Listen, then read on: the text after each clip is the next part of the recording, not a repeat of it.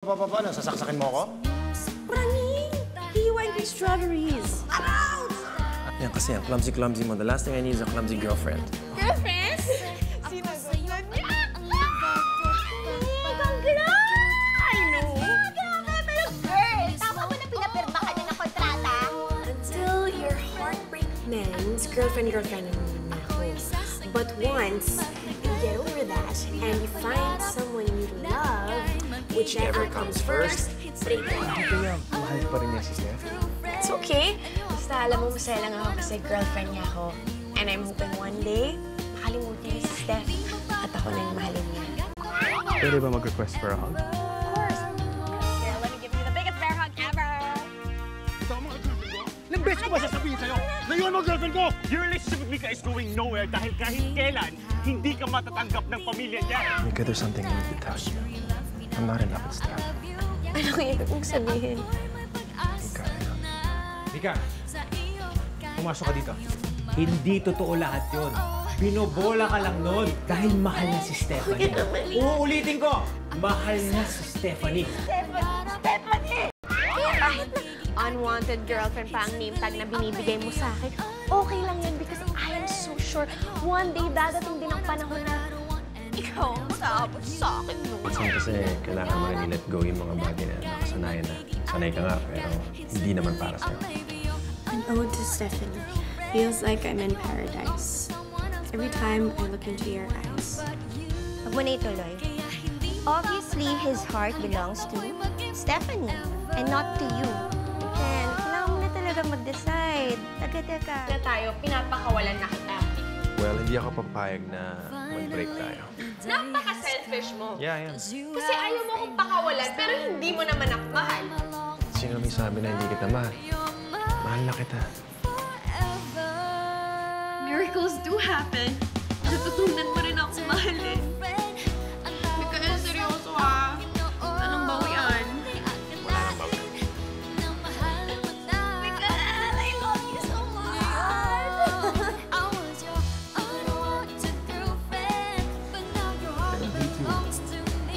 So much.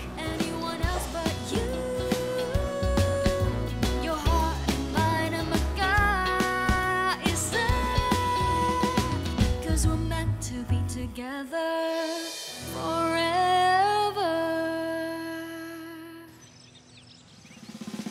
Sinusundan kita kahit saan ka mapunta.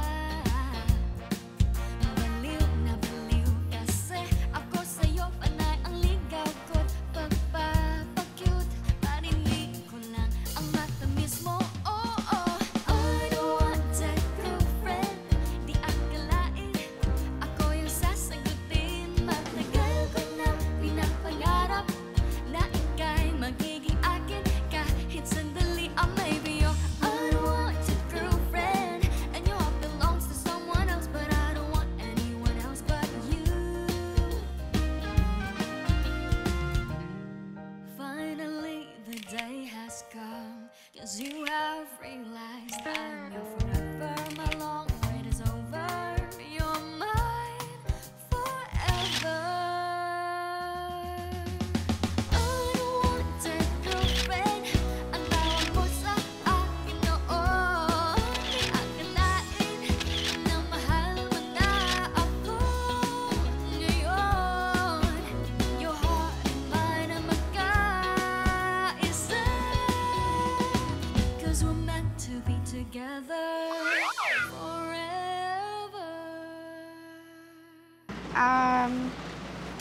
I just want to know kung bakit mo ako minahal.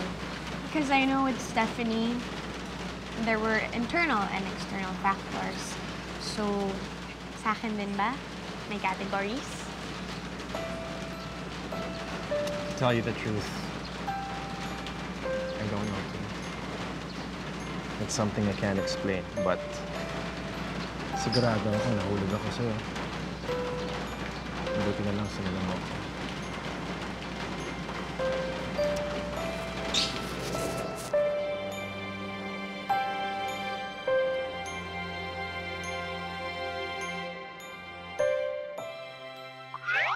Huwag mo, kailangan mo talaga ayusin the way you pose. Look at Huwag you. nga akong anuhin. Bakyang-bakya. Alam mo, swerte mo lang talaga sa akin kasi di lang ako masayang kasama. Sobrang galing ko. Diba? Let's mention stubborn, annoying, makulit. Doesn't know how to accept rejection. Mabuti nga yun. Alam mo kung nag-give up ako noon pa, eh di wala tayo. Diba? Tingnan mo ako yung waging-wagi. That's true. I should thank you for that, so thank you. Thank you for not giving up on me. Thank you for giving me a chance to get to know you more and for giving me a chance to fall in love with you. Ikaw naman, pinapakilig mo ako eh. Working? Yeah! Kaya bago-bago natin. Senti. Hey, Steph. Hey, Hello. How are you? good.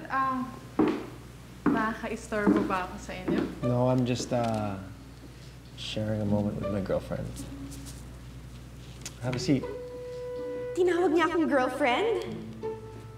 Wala na ang word na unwanted. Hindi, okay lang. Hindi naman ako magtatagal eh. Um, So, wow! A lot can happen in a few hours, huh? Yesterday, you were single and available, and now, I'm taken. kayo na. I'm happy for the both of you. Thank you. Thank you. Anyways, dumaan lang naman ako para magpaalam dahil luluwas na ako pa Manila. Kami rin in a few. We're heading home? Yeah? Yeah. Great! Well, drive safe. I guess drive safe to you guys too. And good luck to the both of you.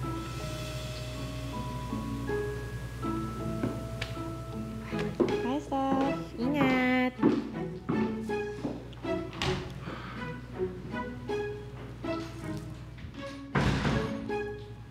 Parang may nararamdaman pa ako sa... Alam mo, ikaw. Walang-wala na. So, promise me, matutulog ka na, hindi ka na magpa-Facebook, okay? Yes, at ikaw rin. Huwag na rin. Huwag mo na rin akong isipin at baka di ka makatulog. Eh, lagi kitang inisip eh. So, huwag kang ganyan. Kaya pala puyat na puyat kayo. Slight lang. Mika! Lumayo ka dyan. Lumayo ka dyan. Ayok ka sa model na kapatid. Kuya, it's not what you think. Isa ka pa. Nagsisinungaling ka sa akin. Di mo sinabing kasama mo sa nilaking yan. Dahil alam kong tututol ka. Kita mo na? Bad influence talaga itong lalaki to sa'yo eh. Kuya, sorry. Kasalanan ko. Then break up with him. Kuya? Anong kuya? Para hindi na bata si Mika. Hindi mo siya pwede pilitin na gawin ang bagay na ayaw niyang gawin. Anong pinagsasabi mo? Shut up! Mika, asan ang gamot mo? Asan ang gamot mo? Mika, anong gamot? Asan ang gamot mo? okay? Wala akong Huh? Wala akong dagang. Ano? Wala kang dalang gamot? Anong gamot? Mika! Hey, Mika! Mika! Mika! Mika!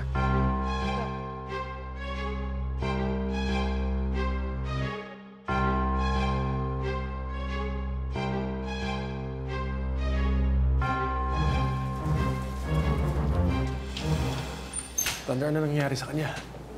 May sakit ba siya? Hindi mo alam.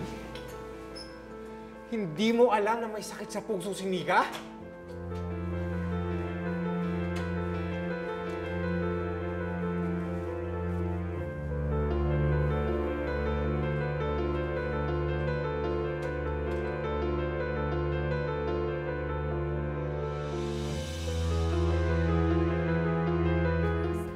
Hey, Thunder.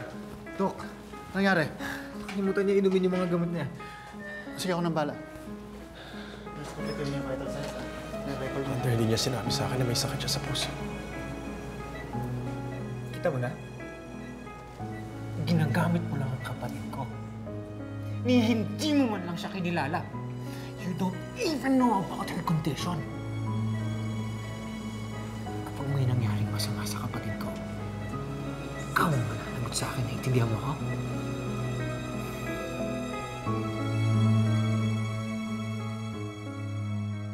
Kaloka love sa'yo si Mikael. Maaga ka namang matitigok. Sayang naman na achievements mo. Friend, kasi ganito yan. Hindi ako nahirapan huminga dahil sa heart ko. Nahirapan ako huminga kasi na-excite ako eh.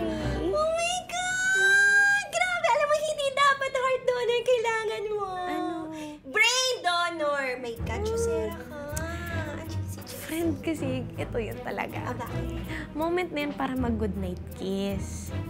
Eto naman si Kuya Thunder, may eksena, diba? So, hindi natuloy. Feeling Romeo and Juliet tuloy kami ni Mikael noon. Against all odds, us against the world. Talaga? Gusto mong hilahin ko, Dexter? Huwag ka naman ganyan. Huwag mong gagamiting joke yan, Hindi joke yung sitwasyon mo. Pakita mo naman kung gaano kagalit yung Kuya Thundercats mo dun sa Mikael mo. Ang gagawin mo ngayon? Abe? Hindi ko nga alam, friend eh. Kaso... Speaking of, nandiyan ang Romeo. Romeo. Ang sweet naman, friend. It's for you. Excuse me. Bago ko ipalaman sa inyo yung strawberries. Bye. Bye, Princess Mika. Bye, Mikael. Bye, friend. Magaan mo yan. Ay, Sweet mo naman. How are you?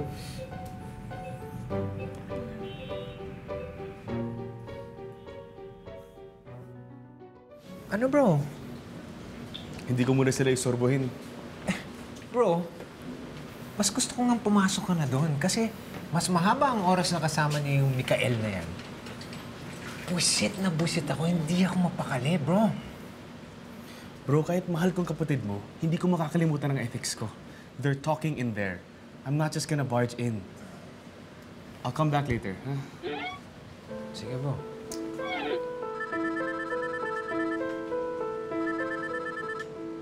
Hello, Mom.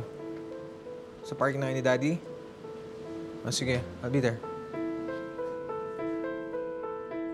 Ibig mo sabihin, wala pa silang nahanap na heart donor? Well, obviously, mas maraming candidates kesa sa heart donors, diba? Pero okay lang naman. I'm in the priority list na. Thanks to my healthy lifestyle, naging suitable ako para maging candidate for a transplant. But to be honest, alam mo kung wala. Huwag na. Kung time to go, go na. Ibang klase ka talaga, Mika. Lahat ginagawa mong biro. Bakit hindi mo sinabi sa akin na may sakit ka? Ba't pa ba? Hindi naman kailangan. Anong hindi kailangan? Paano kung may masamang nangyari sa'yo? Hindi ko alam gagawin ko. Gaya ng trip natin, hindi mo dinala yung medication mo. Okay lang yun. Kasi alam ko naman may iba pang gamot eh, pag nahihirapan akong huminga. Anong gamot yun? Sabi ng lola ko, pwede ka to laging gamitin yung gamot na Yakapsul, tsaka Kispirin. Naku, ang luma na niyan, Mika. Narinig ko na yan sa lola ng lola ko. Na ba? Na-meet mo lola ng lola mo? Alam mo, malakas yung mga drugs na binibigay nila sa'yo. Drugs. Love drugs. Ano ginagawa mo, sir? Dad! Tama na. Alam mo, pasalamat nga yan eh. Suntok lang ang inabot niya. Alam mo, kidnapping yung ginawa niyo sa'yo di ba? Dad naman. ito talaga. Dumidilat na siya. Mikael. Iho, kamusta ka? Okay ka lang? Kamusta mo ba? Okay lang po. Mikael, are you okay? Yeah. Alam mo, pasalamat tong taong to. Umawat ang mami mo. Bugbog sarado sana abutin yan eh.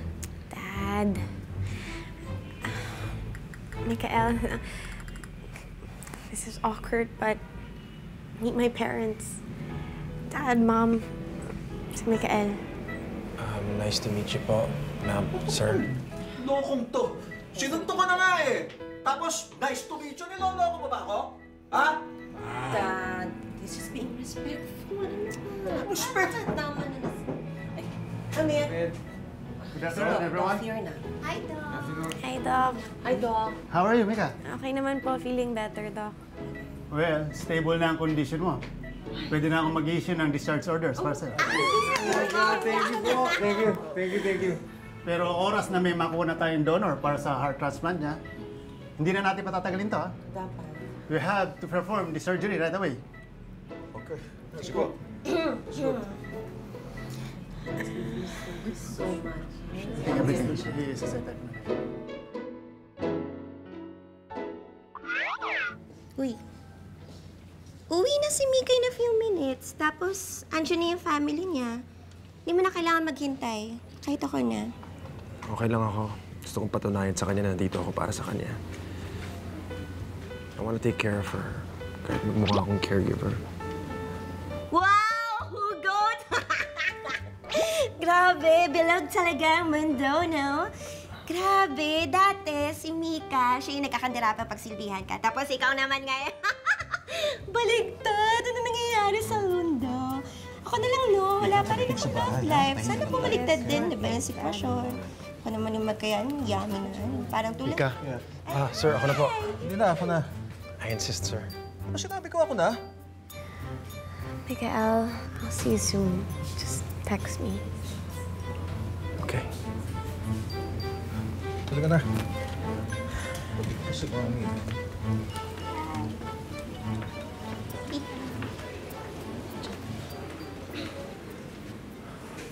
Hindi mo talaga kami titigilan, ah. Lubayan mo ang kapatid ko. Thunder, mahal ko kapatid mo. Sinong niloko mo ako? Ginagawa mo ang kapatid ko. Mikael, konti na lang ang natitirang buhay sa kapatid ko. Huwag mong sayangin. Hindi ko sasayangin. Kaya sa ayaw sa gusto mo, hindi ko siya iiwan. Sasamahan ko siya hanggang dulo.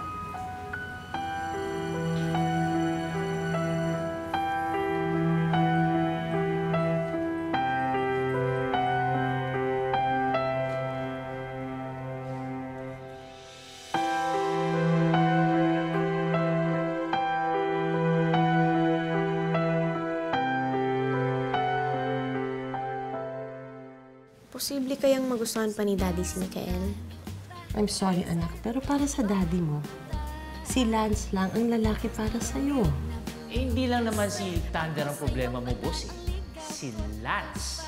Si Lance na gustong ipakasal ng family ni Mika sa kanya.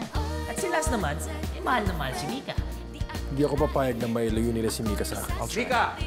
Dad. Sinabi ko sa'yo, huwag ka makikipagtakbo sa lalaki ito. I don't love Lance! Please! Huwag mo pagpilitan tayo! Dad! Dad!